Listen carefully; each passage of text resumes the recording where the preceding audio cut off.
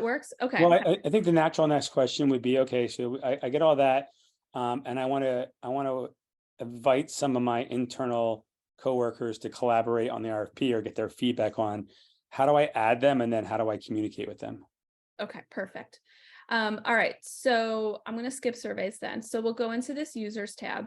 This users tab is going to be the area that you're going to be able to see who all the collaborators are within the project. So right now it's myself and you.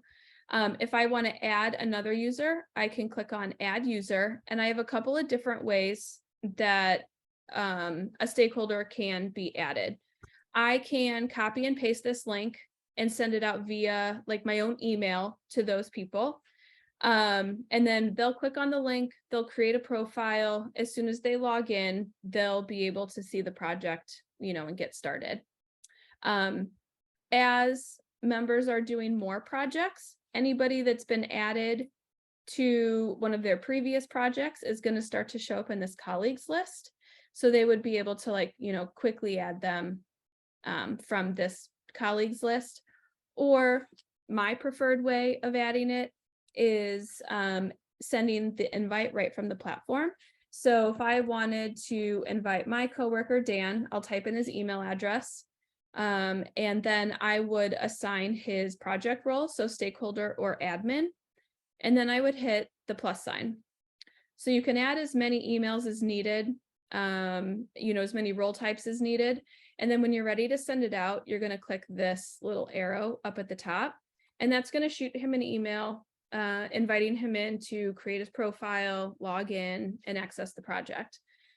The reason I like sending it this way is, and I'm not going to send this because I don't want to invite Dan in for real, is as soon as I do send this out, though, I'm going to get a card file listed within this users page of all of the people that I've invited and whether or not they have created their profile and logged in yet.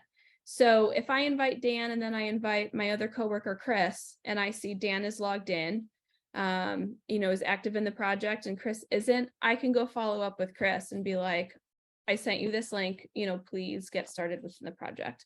So it gives you a little bit of insight into where people are. Same thing with notifications, like you were asking how we could communicate. You've got the option of that chat feature within, the requirements if you want to collaborate back and forth. You can also use this little action icon at the top and do this broadcast message. If you do a broadcast message, you can send messages to your stakeholders or to your vendors once you've invited them in.